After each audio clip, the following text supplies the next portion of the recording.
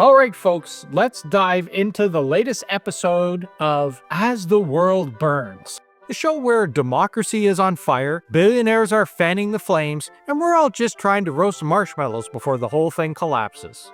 So buckle up, grab your fire extinguisher, and let's get into it.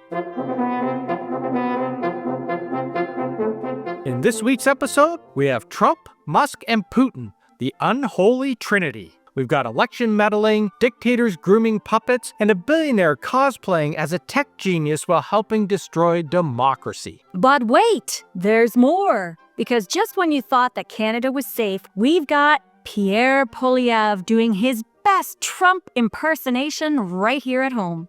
That's right, folks. While Trump is busy destroying democracy, Poilievre is busy rehearsing his victory speech in a mirror, practicing just how angry he can look while saying common sense.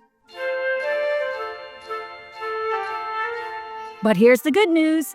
Canada still has a chance to fight back. Let's talk about Charlie Angus. He is really one of the few politicians actually calling out the real threats to democracy. Foreign interference? He's demanding an inquiry into how Trump, Putin, and their oligarch buddies are spreading extremist propaganda. Elon Musk? Charlie's been warning about Musk's grip on social media and how he's manipulating Twitter's algorithm to boost far-right garbage. And it could be far worse than you know. Did you happen to catch Trump's pre-inauguration rally on January 19th? The one where he practically handed us a confession of election tampering right there on a silver platter? He said about Musk, he knows those computers better than anybody. All those computers, those vote-counting computers. And we ended up winning Pennsylvania in a landslide.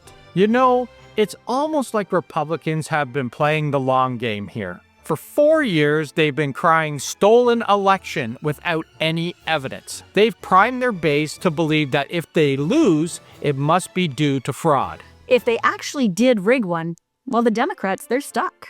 Because they've spent so much time defending the integrity of the system, and now, if they call foul, well, then they just look like hypocrites. Which, let's be honest, that may have been the plan all along. It's like the boy who cried wolf, except the wolf is actually running the election, owns the media, and has a podcast about how the deep state stole Christmas. And let's face it, we all know that every Trump accusation is really more like a confession.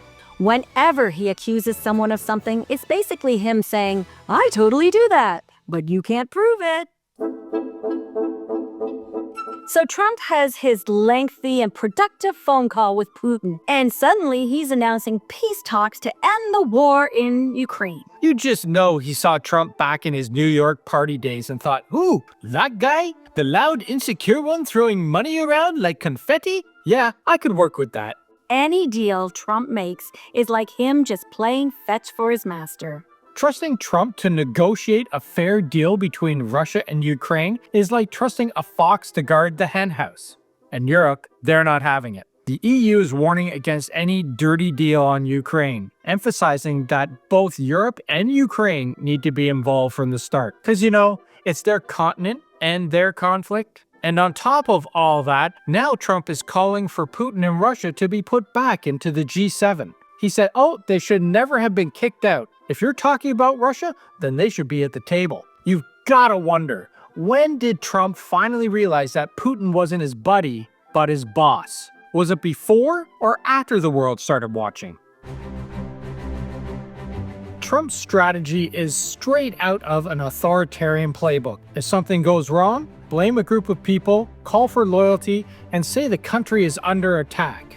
There's a lot of eerie similarities to you-know-who.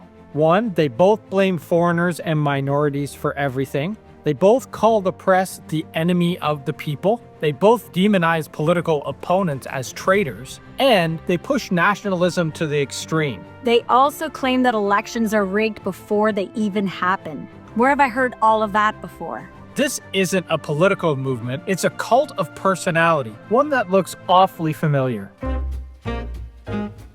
But wait, there's more. Enter Pierre Poilievre, Canada's discount brand strongman who looked at Trump's playbook and said, yeah, I'll take one of everything. He's got the rallies, the slogans, and anti-media rants. And just like Trump, his entire campaign is built on convincing you that Canada is a dumpster fire. The economy is broken. Healthcare is broken. Everything is broken. And that's how strong men take power. They don't run for something, they run against everything. First up, echoing right-wing talking points. America first. He slapped a maple leaf on it, and now we have Canada first. Sounds patriotic, right? Except when these guys say Canada first, they really mean everyone else last. Immigrants, too many. Women's right to their body? Forget about it. LGBTQ rights? No way.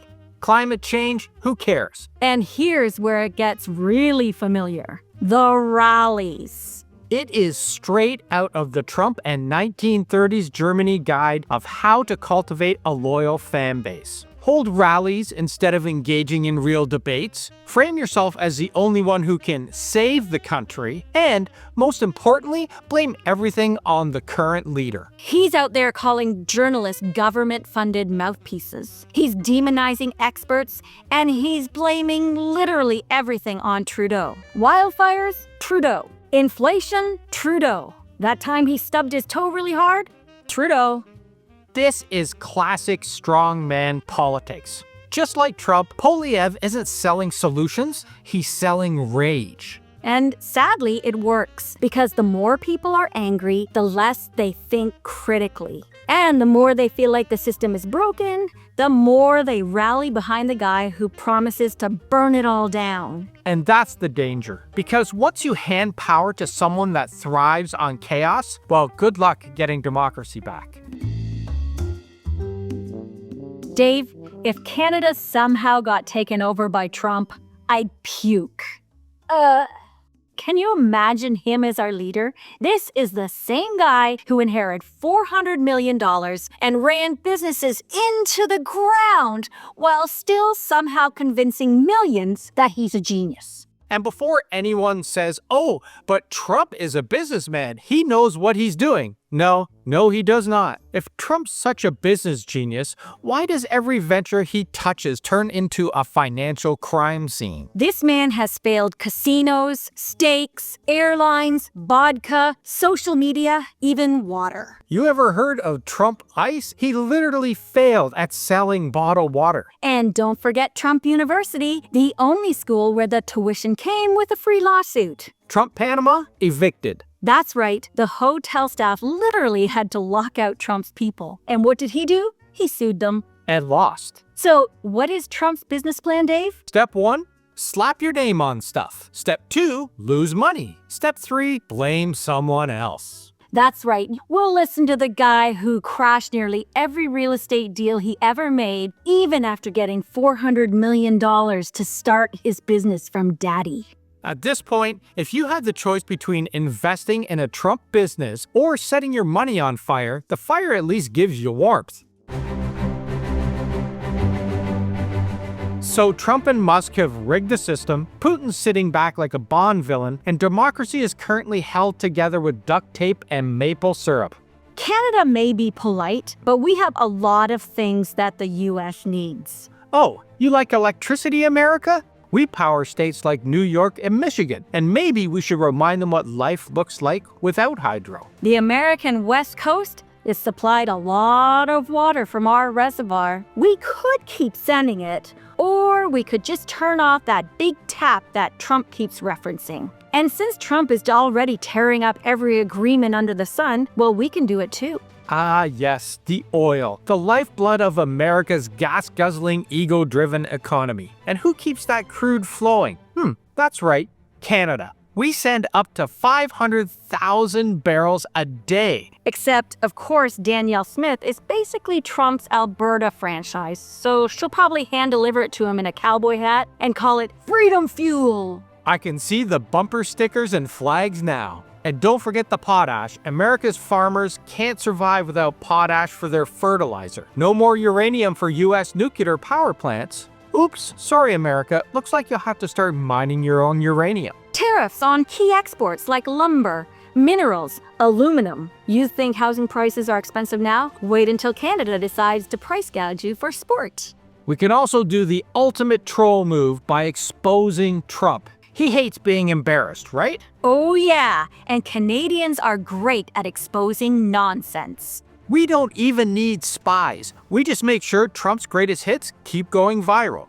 His own words expose him better than any investigation could. And if Elon Musk thinks that he can keep Trump's propaganda machine going, well, we just flood social media with facts and truth. We partner with Mexico and make a sandwich to totally cut them out of everything. While Trump isolates America, we show the world what real leadership looks like. Maybe Canada becomes the beacon of hope democracy needs. We've watched democracies crumble around the world, one after another. But what if Canada is the first to break the cycle? What if instead of falling, we prove that democracy can survive and thrive, even in the face of authoritarian wannabes?